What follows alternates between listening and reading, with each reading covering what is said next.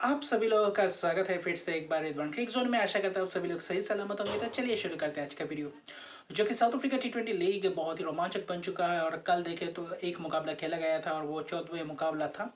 वही देखे तो पाल रॉयल्स बनाम सनराइजर्स असिस्टेंट केप के बीच बहुत ही रोमांचक मुकाबला बन गया था। हालांकि लो स्कोर मुकाबला था, लेकिन आखिर में जाते जाते रोमांच भरा मुकाबला बन चुका था। वहीं पे अगर देखें तो सनराइजर्स असिस्टेंट केप के कप्तान मार्करम ने टॉस जीतकर पहले गेंदबाजी का फैसला किया, और जो कि सही फैसला साबित हुआ अगर देखें तो सनराइजर्स असिस्टेंट केप के तहत।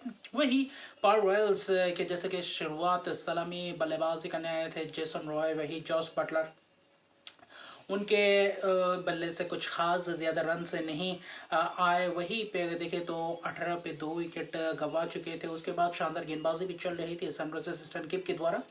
उसके बाद अगर देखें तो वोहान लोबे और कॉर्बिन बॉच के बीच एक थोड़ी बहुत पार्टनरशिप हुई, महज 40 रन का पार्टनरशिप हुआ। उसके बाद जब विकेट गिरना चालू हुआ, उसके बाद एक के बाद एक विकेट गिरते गए।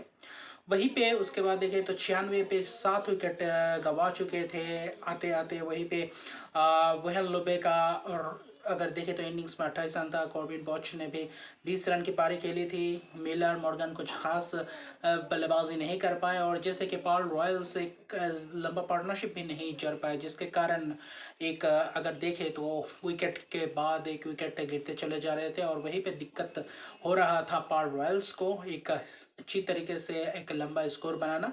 वहीं पे आखिरी में आकर देखें तो बियॉन्ड फॉर्चून, और जबकि कोडी यूसुफ ने मिलकर थोड़ी बहुत रन बनाए, और जिसके कारण थोड़ी बहुत फाइटिंग स्कोर बना कर रखे थे, वरना 96 पे 7 विकेट गिर गए थे। उसके बाद कोडी यूसुफ और वही फॉर्चून ने आकर जो पार्टनरशिप किया, महज 30-31 रन का पार्टनरशिप था नाबाद, जहां पे फॉर्चून ने भी 14 रन की पारी खेली, कॉडी यूसुफ ने भी 12 रन की नाबाद पारी खेल के बने थे। 20 ओवर के अंत तक 127 ही महज रन बना पाए थे 7 विकेट के नुकसान पे, जो कि बहुत ही कम स्कोर था। और वहां पे अगर देखें तो फाइटिंग टोटल बिल्कुल भी नहीं था अगर पाल रॉयल्स के हिसाब से देखें तो। और वहीं पे अगर देखें तो सिसांदा मागाला ने शानदार स्पेल की, 4 ओवर में 15 रन देकर 1 विकेट।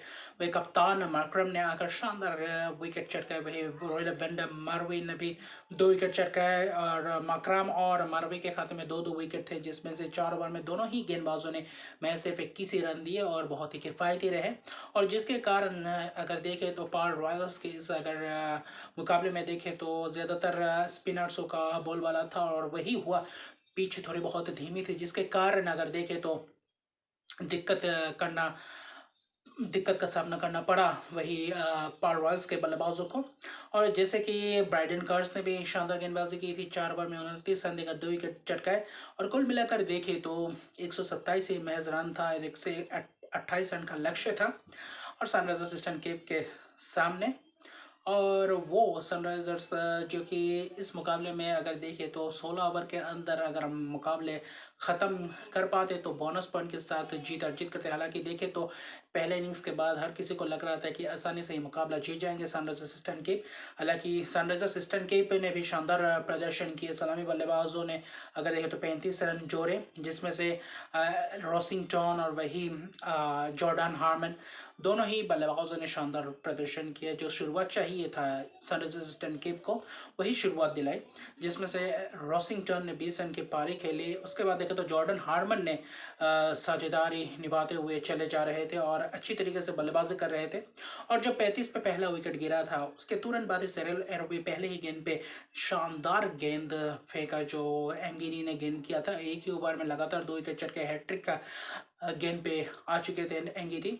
उसके बाद देखें तो वहां से पार्टनरशिप की हारमन, जॉर्डन हारमन और वही कप्तान एडन मकरम, और वो पार्टनरशिप बहुत ही महत्वपूर्ण पार्टनरशिप रहा अगर देखें तो, क्योंकि इस पिच में थोड़ी बहुत स्पिनर्सों के लिए बोलबाला है और स्पिनर्सों के लिए मदद है। और वहीं पे अगर आपको पता होगा कि पिछले भी मुकाबले में सनराइजर्स असिस्टेंट केप के बल्लेबाज अगर 1-2-3 विकेट गुच्छे में गिरते हैं तो बाद में दिक्कत बहुत ही करना पड़ता है, दिक्कत का सामना करना पड़ता है बल्लेबाजों को। और वही हुआ आखिर में, जब इस मुकाबले में जब अगर देखें तो 43 रन का पारी खेला जॉर्डन हार्मन ने, जबकि मार्करम ने भी 23 रन की पारी खेली। 57 रन का पार्टनरशिप था। जब 52 रन पे तीसरा विकेट गिरा एडन मार्करम का, तब बियॉन्ड फॉर्च्यून का ये स्पेल बहुत ही यादगार स्पेल रहेगा। उसके बाद जॉर्डन हार्मन का विकेट गिरा। उसके बाद अगर देखें तो जॉर्डन कॉक्स का एक ही ओवर में 3 विकेट चटकाए। और वही देखें तो उस ओवर के आखिरी गेंद पे जब ट्रिस्टन स्टेप्स के साथ मार्को यंसन ने बल्लेबाजी कर रहे थे, मार्को यंसन का भी एलबीडब्ल्यू विकेट ले चुके थे बियॉन्ड फॉर्च्यून। आखिरकार अंपायर ने भी आउट कर दिया था, उंगली खड़ी कर दी थी। लेकिन उसके बाद देखे तो रिव्यू लिया और थोड़ा 1 इंच के लिए विकेट को मिस कर रहा था, जिसके कारण हैट्रिक नहीं ले पाए बियॉन्ड फॉर्च्यून। लेकिन इस ओवर में अगर देखें तो उस ओवर में 3 विकेट चटकाए, महज सिर्फ एक ही रन दिए और शानदार स्पेल रहा। उसके बाद के ओवर में भी मेडन ओवर किया और वहां पे मैच फंसा गए थे पावर रॉयल्स के गेंदबाजों ने। और बियॉन्ड फॉर्च्यून क्या शानदार स्पेल रहा। और आखिर में जाते जाते देखे तो 93 पे 5वां विकेट गिरा, जब 92 पे 2 ही विकेट थे और 1 रन के अंदर अंदर 3 विकेट। जब विकेट गिरा तब गुच्छों में विकेट गिरा। उसके बाद ऐसा लग रहा था कि शायद यहाँ पे भी मुकाबला ना फंसा जाए पावर रॉयल्स के गेंदबाज और सनराइजर्स असिस्टेंट के बल्लेबाज थोड़ी बहुत दिक्कत में दिख रहे थे।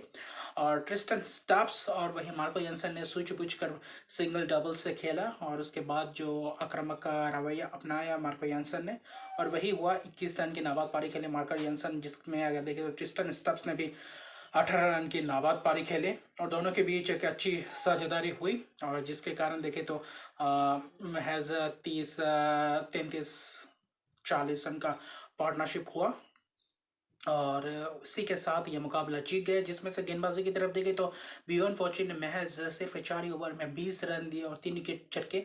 जब आखिरी के 2 ओवर जो अपने स्पेल के आखिरी के 2 ओवर किए थे, वहां पे महज सिर्फ एक ही रन देकर 3 विकेट चटकाए थे और क्या शानदार स्पेल रहा।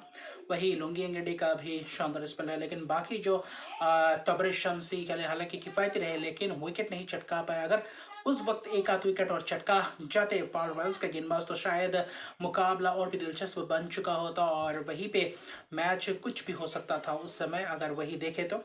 और इसी के साथ अगर देखें तो जो सनराइजर्स असिस्टेंट गेम ने 5 विकेट से ये मुकाबला जीता। हालांकि बोनस पॉइंट के साथ जीत नहीं पाए, लेकिन बहुत ही शानदार ये मुकाबला रहा, रोमांच भरा मुकाबला रहा। और इसी के साथ अगर देखें तो लीग और भी इंटरेस्टिंग बन चुका है। आज का जो मुकाबला है, एक ही मुकाबला खेला जाने वाला है रात को 9 बजे भारतीय समय के अनुसार। वो होगा डरबन सुपर जायंट्स बनाम प्रिटोरिया कैपिटल्स के बीच। देखते हैं दोनों टीम कैसे अप्रोच करती है और वो खेला जाएगा डरबन में और बहुत ही दिलचस्प मुकाबला होगा। और अभी पॉइंट्स टेबल में भी बहुत ही दिलचस्पी आ गई है। फिलहाल देखते हैं क्या होता है आज के मुकाबले में। तो अभी के लिए इतना ही, तो मिलते हैं अगले वीडियो में। अभी तक मेरे चैनल को सब्सक्राइब नहीं किया तो मेरे चैनल को सब्सक्राइब कर दीजिए, लाइक शेयर कमेंट जरूर कीजिए। तब तक के लिए